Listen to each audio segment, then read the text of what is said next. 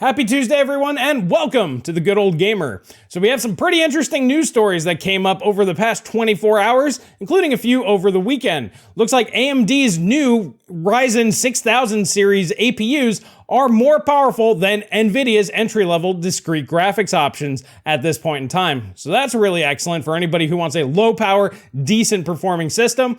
Nvidia's LHR has been cracked, completely bypassed. You can now get take full advantage of your LHR cards for mining. This is probably going to lead to a little bump, but luckily the software isn't out there quite yet. We will talk about that. That came out here today. And Intel, now we know exactly how their lineup of GPUs will be going, how they are named. This has come out, and Raptor Lake looks like will be coming in Q3 this year. Not news there per se, but we will talk about all that and more here today. So let's go ahead and jump right into it. Starting with AMD Radeon 680M RDNA iGPU outperforms the GeForce MX 450 discrete graphics. Real quick, jumping over here to Tech Power Up, for those of you unfamiliar with what the MX 450 is, it is a TU117 based chip, and it comes in with 896 CUDA cores. So this is basically a GTX 1650 with a 25 watt TDP. How they achieve that is by cutting the memory bus width in half down to 64-bit and cutting the memory down as well. Regardless, this is not a super powerful graphics card, but it's still a pretty capable GPU in its own right, especially at that performance tier. However, compared to an APU where you get an 8-core 16-thread CPU for a little bit more power plus a more powerful graphics card, really nullifies Nvidia's dominance in this space. Now, this is obviously the iGPU most of us are very interested in seeing. This is the full 12 CU part out there. And what's more interesting is the article goes over the fact that if you bump up the power just a little bit from 35 watts to 42 watts, you actually see a massive 30% increase in performance even over these numbers. So there's actually a lot of performance there to be had. Or 38% rather. So there's a lot of performance to be had in that chip. Now on the cut down version with 6 CUs, the 660M, you only get a 9% gain, meaning at the standard TDPs, this chip is basically pushing to its maximum already, but that means that there's more room in the tank on the 12 CU version. Regardless, I'm very interested to see how these come out. I would like to see these available in small form factor PCs for people to buy with better cooling, so this way you can have higher clocks and things of that nature. And I would really think that something like this would make for a great small form factor PC or media center PC for a lot of people out there. So very interested to see what AMD does with this chip in the future. Moving on over to some Intel news, we have Raptor Lake is rumored to launch by the end of September. That rumor is because they're expecting it to launch Q3, and the end of September is, well, the end of Q3. This seems very likely. This is the end of the year stuff that we usually see from these guys. September is usually a nice time frame that they like to announce. It may not launch in Q3. It might come out in October or November, but more than likely they will go ahead and just mention it and give out the specs. Now, we're not expecting a whole lot out of Raptor Lake, so this isn't that big of a deal. They're just adding 8 more E-cores, which will make it better for productivity workloads. So if you have a really high-end Z690 board and you do a lot of work on your PC, this might be beneficial to you, but for most people, and particularly gamers, we're not expecting much out of it, as even Intel said it would be less than 10% in an IPC gain. Now, once again, this one's not news per se, but you may have missed this. Intel Arc desktop cards are to feature A300, A500, and A700 performance tiers. So I just wanted to go over this. This is more of a heads up. We were expecting this for a long time. The chip that everybody's been talking about is the A300, which is the 128 EU version.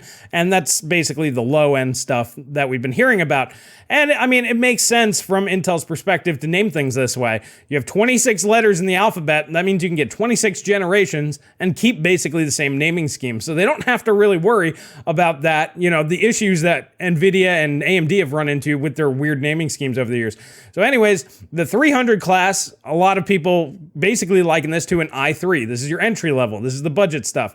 The A500 is kind of your mainstream level class, so that's what it will be for desktop. And then the 700 be like your Core i7s, that'd be your higher performance parts, and that also leaves the A900 or whatever B or C900 lineup in the future for the top performing cards, your ultra enthusiast cards. So we are expecting to see those with Celestial, so that might be the first time we see a 900 series.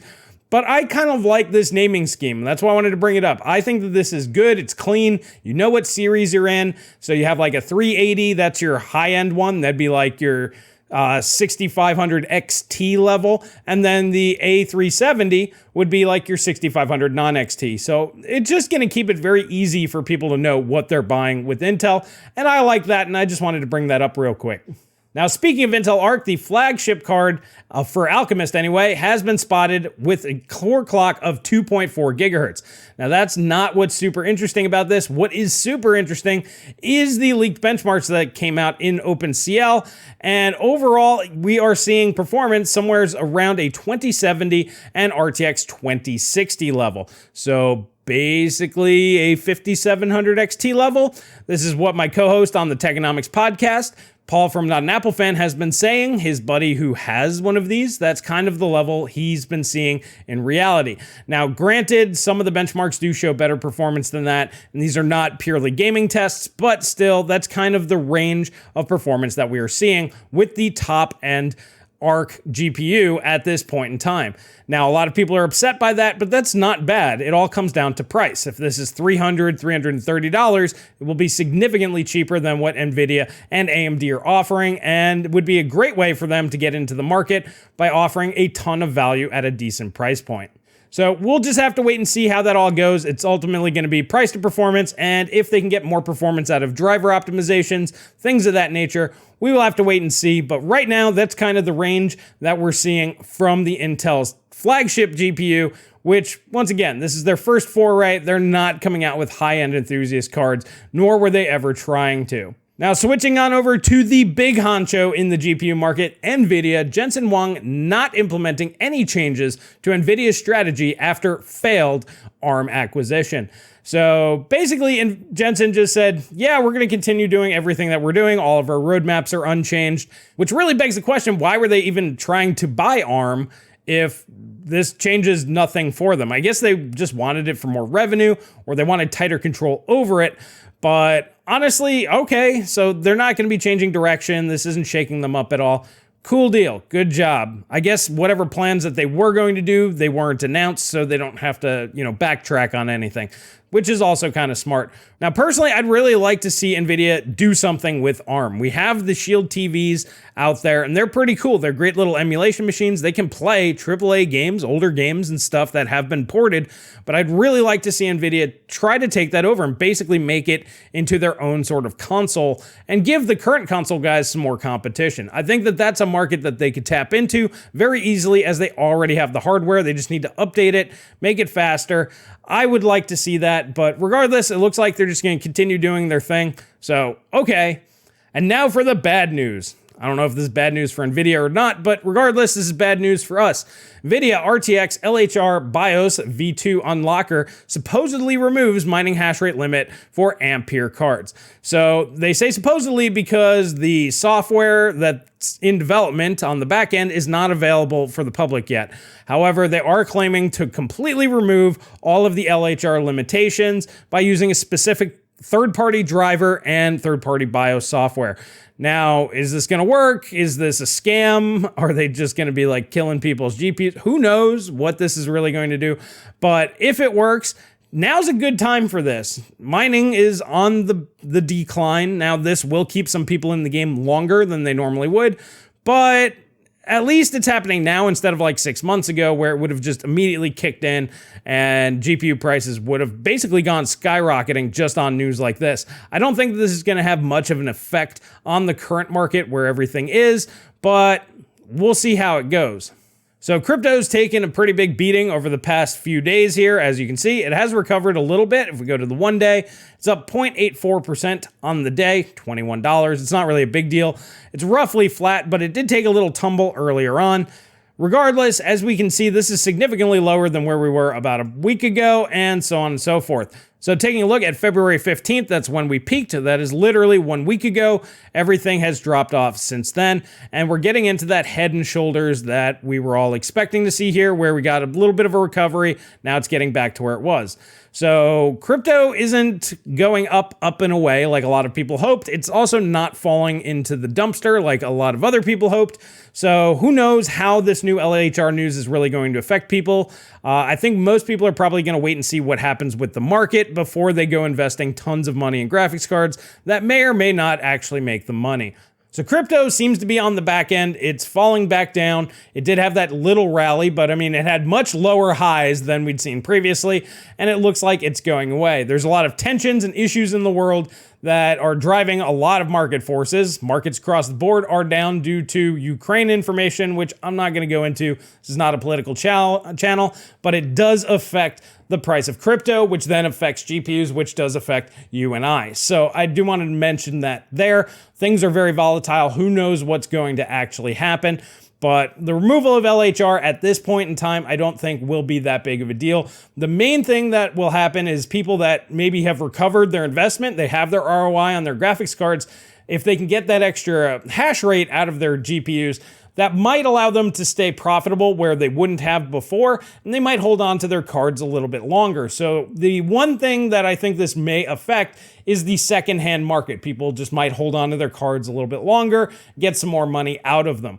And well, that's not super great, but realistically, once the next generation of cards start kicking in, so later this year, really it'll probably happen around CES next year when they start announcing like 4060 class graphics cards, your sub $500 cards start coming into play.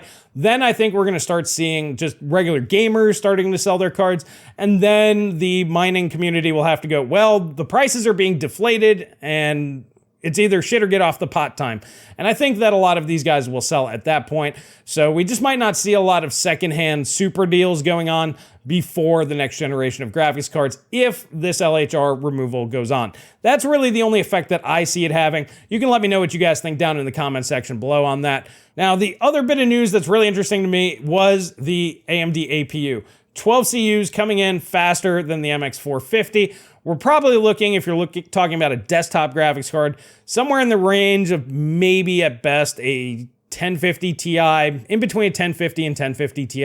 It's not super good, but for older titles, indie games, and things of that nature, esports, it will be more than adequate for 1080p gaming there. I really wish that AMD had put the same 12 CU chip or graphics portion on like a 6-core 12-thread CPU, so this way it'd come in at a much lower price point. So I'm really interested to see what direction AMD takes from this, especially if they get a lot of positive feedback on these APUs basically having decent-ish graphics.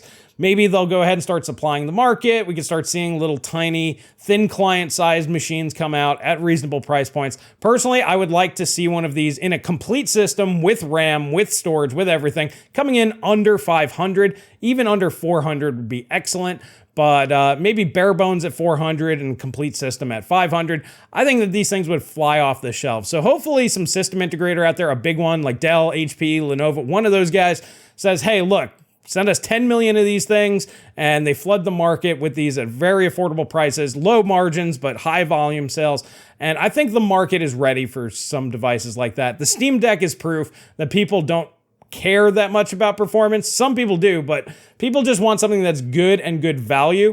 And as long as somebody out there is willing to make it, I think a lot of people would support that. So I'm really interested to see how this goes for AMD. Maybe they'll turn the page on their whole stance of not supplying affordably priced complete systems on chips to the market, but we will see how this goes. At least that we know that the performance is there. Now it's time to see if we can get the pricing and availability. Now, speaking of old games, time for the good old game of the day. So for today's good old game of the day, I'm going for the jugular. Deus Ex, my #1 best game of all time, hands down. No game is better than this, in my personal opinion. Coming in at only $7 and DRM free over here on GOG. If you've never played this game, to me, this is an absolute must. You should definitely try it out. It is a first-person action adventure stealth you can basically make it whatever you want. You can go stealth, you can go action, you can play the game the way that you want to. You can go completely stealth mode or ghost mode so you don't kill anybody, or you can just go full on Rambo. The storyline is excellent. The music is top notch. It's that good early 2000s, late 90s synth music that I just really like, and it really fits the atmosphere. Now, graphically, it's a little rough. Let's be honest. It's an Unreal 1 game. So it's definitely a little rough there, but the actual gameplay, the storytelling, the delivery, the voice acting, and like I said, the music and atmosphere really make this game fantastic. And the fact that you can play through the game 12 different times, completely different, get different endings, just makes it a very replayable and wonderful experience. And I love going back to this and trying different things and approaching things a different way every time I play. And yeah, I strongly recommend, if you haven't played this or haven't played it in a while, go ahead and check it out here today. Links are in the description below. Well, alrighty guys, that'll do it for me here today. I'm interested to hear your thoughts on all this stuff. Are you excited for possible APU revolution coming? I think we're at the beginning. I really think Intel's going to kick it into high gear next year. But if you want to hear more about that, Paul and I talk about this stuff all the time. We will be doing so tomorrow on the Techonomics podcast. Link is down below. Make sure you subscribe over there. Join the conversation. We love to hear your thoughts. We interact with the community and basically just talk about whatever seems relevant at the time, whatever you guys really want to talk about. And so this way we can talk about all this stuff and I can get your feedback directly, or you can leave a comment down below. That helps as well. Lets me know what you guys think on these things. So alrighty guys, that's really all I have for you here today, and I will catch you guys in the next video, or see you tomorrow live.